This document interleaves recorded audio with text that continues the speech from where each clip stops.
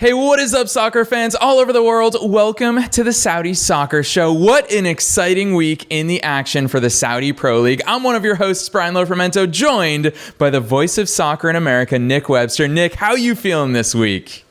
I'm feeling absolutely jazzed because we had 2 rounds of the Saudi Pro League this week. And guess what? The cream is rising to the top.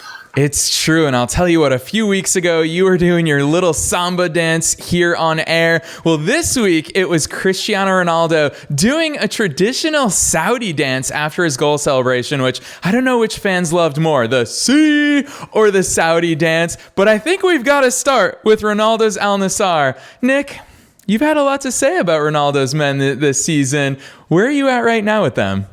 Phew. Well, incredibly, as I was watching the live scores come in, and Al Nassr actually played on the Friday, they fell down to 17th in the league on the live standings. 180 minutes later, woo, Al Nassr surging up the charts, and I know you're smiling very smugly, but your boy CR7 has a lot to do with that. 5 goals in 2 games. And I was very concerned. I wasn't concerned about him. I was concerned about a certain Sadio Mane. Well, Mr. Mane is now Mr. Money because he can't stop banging them in either. And what we're beginning to see is the beginning of a beautiful, I'm going to make a heart there, a beautiful heart, love duo. Sadio Mane, Cristiano Ronaldo, they are cooking. And it's obvious to me just by looking at the body language and the quality of goals these 2 men are scoring is that they are in perfect sync with one another. It really is quite beautiful to watch. Yeah, and if fans didn't get a chance to see Ronaldo's assist to Sadio Mane, you definitely want to check that out. It's not from the most recent round of fixtures because we are covering, as Nick talked about, 2 weeks of fixtures. Fixtures are piling up now. We're coming at you every week, but we can't even keep up with the matches. So Al Nassr had a 5-0 away victory over Al Fateh, and that's where Cristiano bagged a hat trick. And most recently, they beat Al Shabab 4-0 off of a Ronaldo brace. 2 penalties. Nick, I'll tell you what a lot of fans might be surprised about is, especially you and I like to paint the contrast between Major League Soccer with Messi arriving here in the United States as well as Ronaldo in the Saudi Pro League. We paint the contrast between those two quite frequently, whereas Messi is getting a lot of favorable calls in MLS. Ronaldo and Al Nassr are doing it the hard way. Talk to us about that, because you haven't always been Ronaldo's biggest fan, but you've got to give it up. He's scoring penalties, headed goals, right-footed goals. He's assisting. He's finding a new gear with Al Nassr and his new teammates. Well, I've got to say the competitiveness of the Saudi Pro League is far ahead of Major League Soccer. Now, we've seen Messi in one league game so far. He was playing in the Leagues Cup and then the US Open Cup. And I mean, I think we have seen the fact that Mr. Messi, either he's in a lot of space or nobody's going anywhere near him. It's either one or the other. Ronaldo is always in the thick of the action, and he's taken a lot more physical abuse than I actually thought. I think the SPL has been really underrated in terms of its physicality, in terms of its athleticism, and Ronaldo has always been, let's say, the consummate athlete. And I think his second goal in the 5-0 win was a classic Ronaldo header. And once again, I mean, I played it a couple of times, and listeners, go to YouTube, find that, and you'll see that Cristiano Ronaldo still has the most incredible hops I've ever seen. I mean, he was literally 5-6 feet off the ground in the air, power header. Just classic Ronaldo. So I think that, yes, he might be slowing down in terms of his, straight line speed. And of course, he's 38 years of age. But his athleticism, his ability to climb in the air and hang there. And that's one of the beauties of Ronaldo. His ability to hang in the air, and his timing is second to none. So, yes, I was very harsh on Ronaldo. I'll hold my hand up. I was very harsh on Ronaldo and Mane. last week in the show because Al Nassr were doing very, very poorly. But now, of course, they've turned it around and they are zooming up the standings to 6th place. Yeah, and if we take a look at the league table, last week I had to be creative with our graphic design, but this week we see them right up into the top 6, which is encouraging. But you spoke about the competitiveness of the Saudi Pro League just now, and when you look at Al Ittihad and Al Ahly at the top, they are obviously a perfect 12 points out of 12 points possible. But the ones who are chasing them, I mean, Al Hilal, we've got to talk about, and we will inevitably talk about the strength of Al Hilal. It's just fascinating to me to see that these players, these teams don't have all their star players up and running just yet. But hey, if we're talking about the Golden Boot race, Cristiano Ronaldo already in the front with 5 goals out of the opening fixtures. So we definitely have to talk about that. But when it comes to superstars, we also have to talk about Neymar. No Neymar, no problem. Yes, I mean, look, he had the most amazing introduction we've ever seen. It was just the drone show was just quite simply unbelievable. But Al Hilal, in the transfer market, once again, signing Alexander Mitrovic from Fulham for a healthy sum of money. And Mitrovic, in his debut, what does he do? He scores a classic Alexander Mitrovic goal. Super header, ghosting in behind between 2 defenders, nodding it home, and a big, big win for Al Hilal because they were playing Stevie G's Al. Yes. Nick, go for it. Lay it on us. I'm going to call you out publicly here on the air. Nick, you've been waiting for this dad joke all week. Go on. No, I can't do any dad jokes. Seriously. No dad jokes for me. But you can do the dad jokes because, you're younger. And Are you suggesting that Stevie G's squad might be Al Ettifaq? Yes, I was thinking about it. I wanted to do it, but I couldn't do it. I'm letting you do it. This is a really interesting thing because Al Ettifaq, they started off the season pretty confidently. A couple of good wins, not a stroll, certainly. And I think we saw in the first game of the season the relief on Steven Gerrard's face when they did get the little 2-1 victory. But the last 2 games have been very disappointing. 1-1 draw against the bottom team in the league, and then you're going up against one of the big boys. You got to have a result, and wasn't good enough. Just simply wasn't good enough. And, Malcolm with a goal, that Brazilian, he can't stop scoring. His 4th of the season. He's up at the charts there.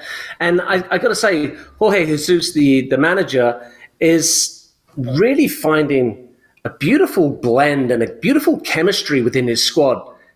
He has so many weapons at his disposal, and he hasn't even had to bring out the Neymar, who currently is injured. We're not quite sure what that injury is, and we're not even sure what the status of him is when he's going to be making his debut. But just imagine, Neymar still to come. You're perfect on the season. 4 games played, 4 wins. I think Al Hilal are in a beautiful, beautiful moment.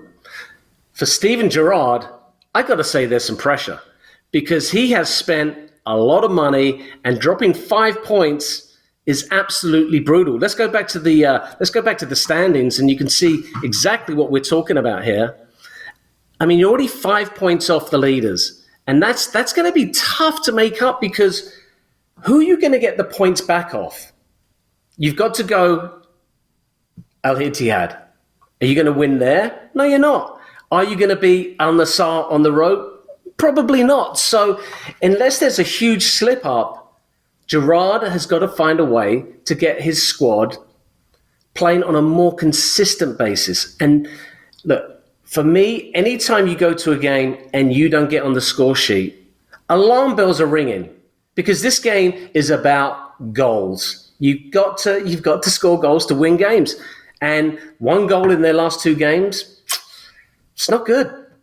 Yeah, it's true. And especially when you look at that, I mean, what stands out to me when we look at the table is you've got Al Nassr in 6th place with +6 goal difference. You've got Al Hilal +8, Al Ahly +7, Al Ittihad already +12. They're at winning by average 3 goals per game. You talk about that for Al Ettifaq at +1. Not very impressive. And I love the fact that you chose to call out Alexander Mitrovic, because you're right. The man scores goals no matter where he is, whether he's with Fulham in the Championship, which is a very difficult league to score in. Fulham in the Premier League, he showed up, and now in the Saudi Pro League, he's showing that he knows how to find the back of the net. And I think what's fascinating about Mitrovic, which is unlike a lot of other leagues around the world, Mitrovic forced this move through. He wanted to come to the Saudi Pro League, and I think there's a lot of value in that. It's a trend we've seen all summer long, is that this isn't a case of players wanting to retire there or having limited options. This is a case of players say, I want to go ply my trade there. And for guys like Mitrovic, who have made a career in the top leagues in the world, this is him saying, I want to play with the top stars in the world. Why? Because he's a bona fide star. And I love seeing him on the score sheet. I've got all the love in the world for strikers. It's getting to the point, Nick, where we have to ask the question, are the best strikers in the world, aside from maybe Haaland and Victor Osimhen, in the Saudi Pro League? Yeah, you could say that, but interestingly enough, a couple of the strikers that we're going to talk about in the show, a certain Mr. Benzema and Vitinho, who plays up front for Al Hittifaq, have both got injured this weekend. Now, I'm wondering if it is the fact that we did have 2 rounds of fixtures within the space of 3 or 4 days. I know throughout world football, players are they're pretty upset about the number of games they're expected to play. We've got an international break coming up, but that's not a break for the international players. I mean, it's a great break for players who are not good enough for their national teams. They get to sit back and just go to training. But once again, a lot of games coming up. I'm going to be interested to see the condition of the internationals when they come back to Saudi Arabia after competing in European Championships in South America. It's gonna be interesting. Yeah, and you talk about fixture pileup, which we for sure, as you and I were prepping for today's show, we felt that way with regards to just Saudi Pro League fixtures. It's only going to get worse with the Champions League starting up. And I'll tell you what, Nick, new fans of the Saudi Pro League might not appreciate the travel involved when it comes to the AFC's Champions League. And UEFA, yes, if you go from England to Germany for a fixture, we all know that that's a short flight. But if you're Ronaldo and you've got to go to the likes of Turkmenistan, or we'll talk about the Champions League draw in next week's roundup, but it's some serious travel. Domestic fixtures start piling up, the Cup start, the Champions League starts. There's a lot more to come. But on that line, we've got to give a shout out to the defending champions Al Ittihad, because like I said, 12 points out of 12. Nick, they are still perfect. They are rolling. Look at the results. 3-0, 2-0, 4-0, 3-0. What I'm going to say to you here, Brian, is okay, we can talk about the strikers all day long, and it's very easy to do because, we love goal scorers. But let's give it up for the back line. Nurmash in goal.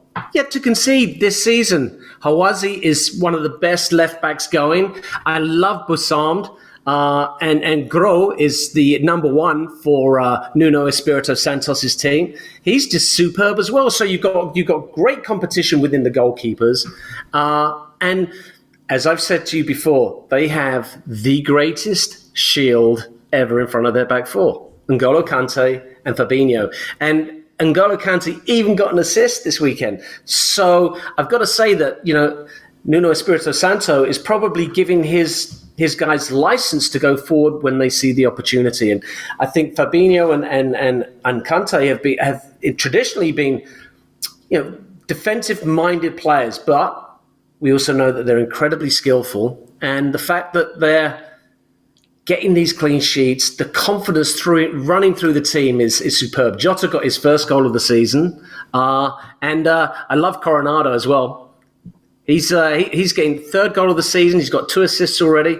Lots of good things happening with the champs. Yeah, and I think a big part of that is, you stole it right from my lips, is the diversity in their goal scorers. Also, shout out to Romarinho, who got the first goal of the match. That was in the 63rd minute. They had to wait a while, but still pulled out a 3-0 road victory. That's incredible. Nick, this isn't something we see across all of the big sides, how many different goal scoring threats that they have. And I think that over the course of, here's that theme again of fixture pileup, it's only going to get more difficult. You need that diversity in who can score goals for you. If we equate this to so many different top sides around Europe, how many of them are top heavy? How often is Erling Haaland scoring? Nick, I know he ruined your fantasy league last year. So many of those considerations, but Al Ittihad looking truly strong when it comes to how many different goal threats they have. And gosh, is it easy to say that when they can attack, knowing that Fabinho and N'Golo Kante are holding that space in front of the back four. So strength all around.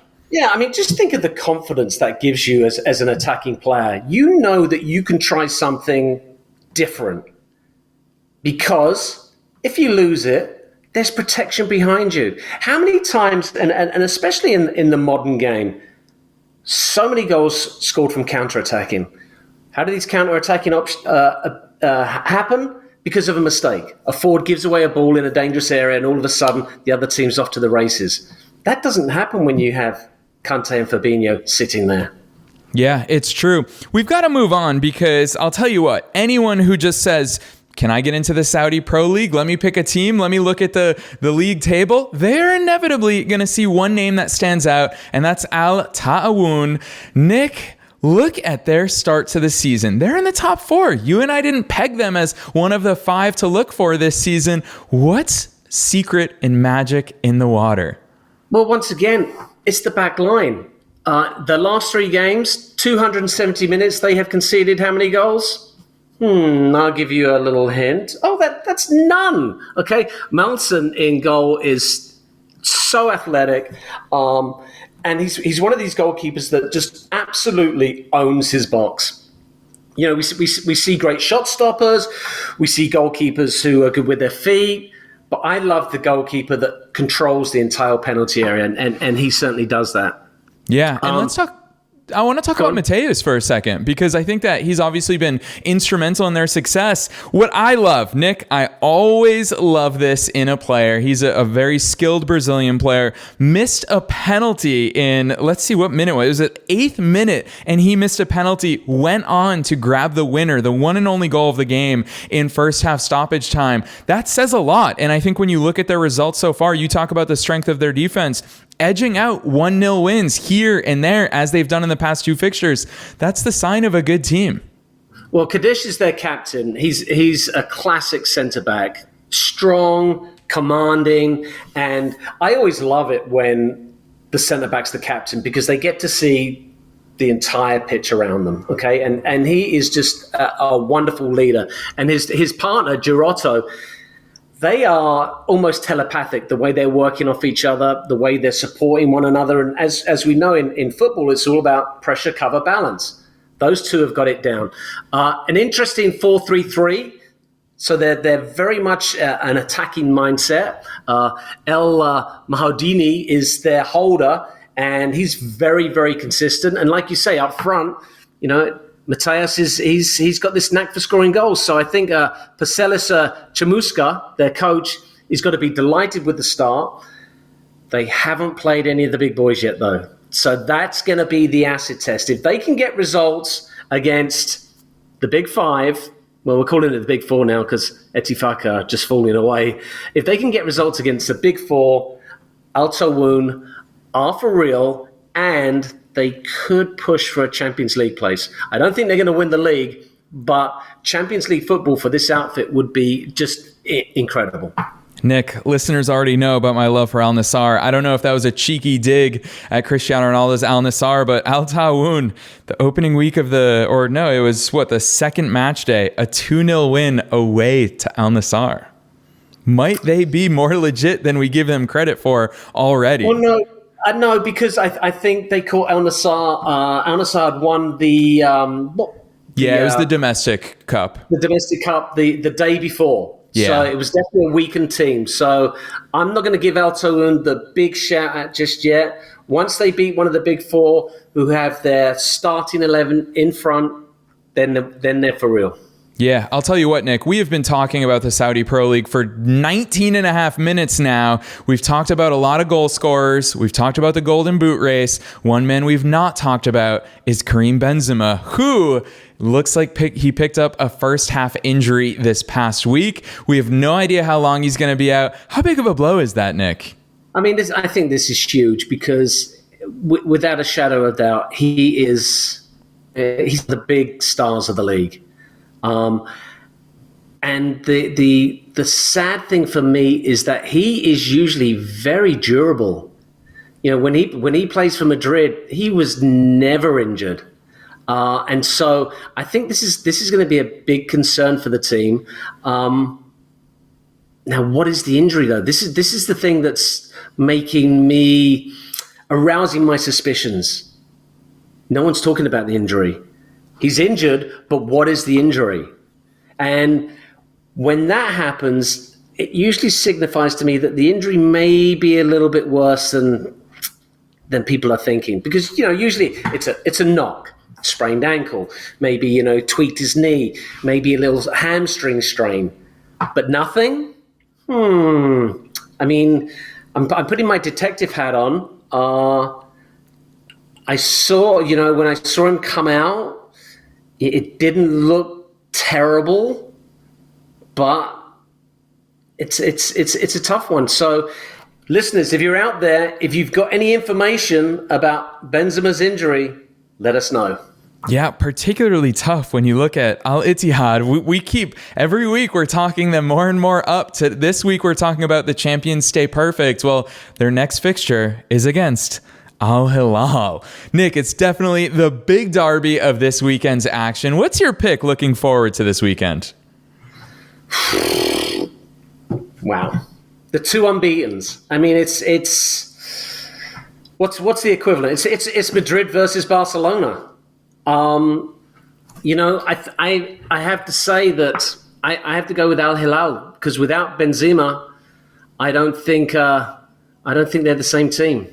So, yeah, I'm going to go Al Hilal. I'm going to go 2-1, and I suggest everybody watch this game. It's on Friday, 11 a.m.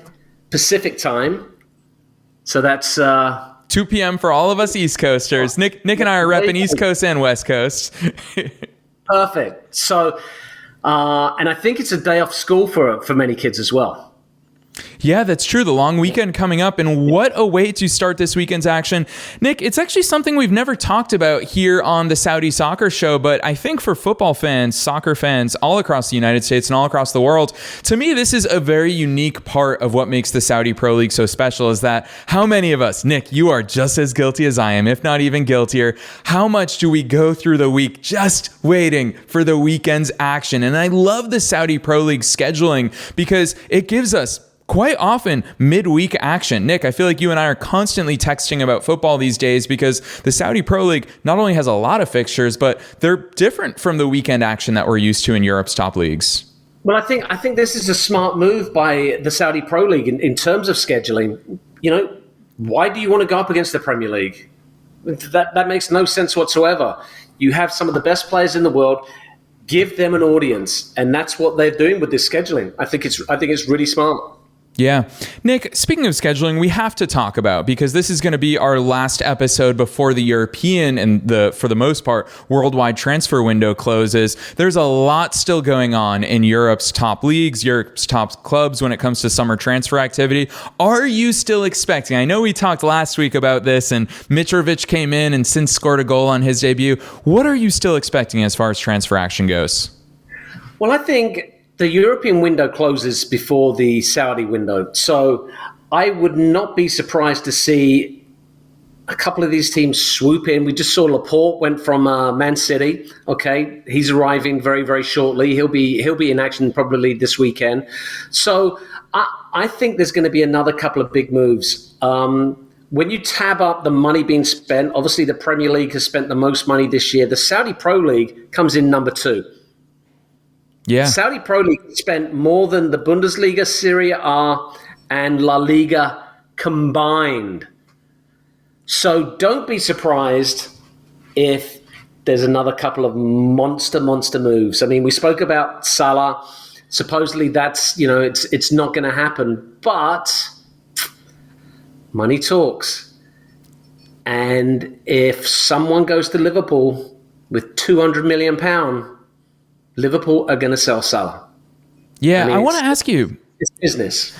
Yeah, I want to ask you. You brought it up, Laporte. That's a big signing. That's gone a little bit under the radar as far as, we always focus on the attackers, but that's a world-class center back that's leaving the Premier League champions to go play with Cristiano Ronaldo, with Sadio Mane at Al Nassr.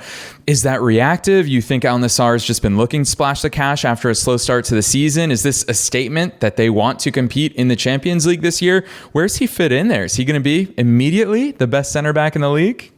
Oh, you know what? I love Laporte. He's not only can he defend, but he can also score goals.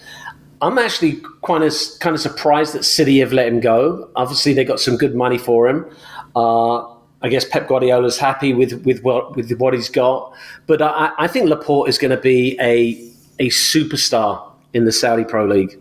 No two ways about it. He's going to come right in. He's going to fit in, and of course, he's in a great team.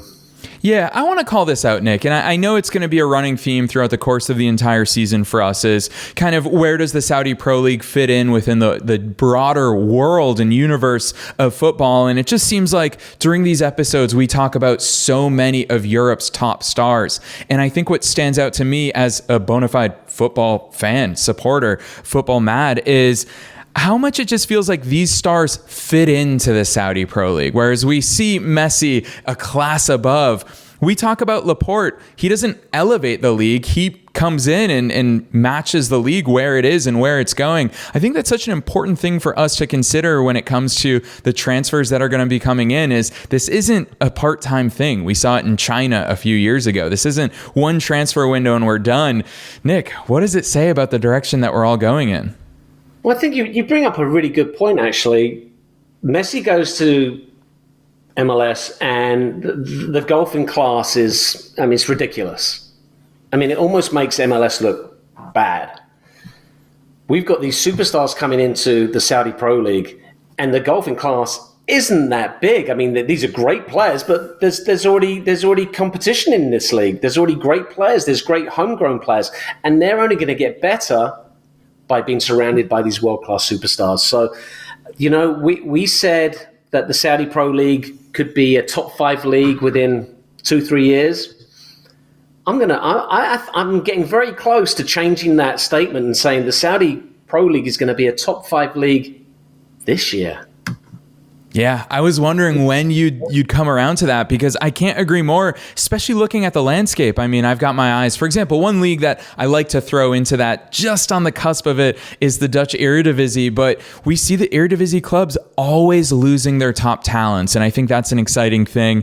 Nick, there's so much that we could talk about when it comes to the Saudi Pro League. What are you watching between this weekend's action? We talked about the big fixture, of course, that's coming up between Al Ittihad and Al Hilal. We talked about the transfer window coming to a close between now and next week's show. What are the top things that fans around the world should look out for or tune into when it comes to the Saudi Pro League this week? Well, I think you've got to look at your boy, CR7. He's simply on fire, scoring amazing goals, and his partnership with Mane, I think, is one of the most exciting duos in world football at this moment of time. So, watch Al Nassr this weekend.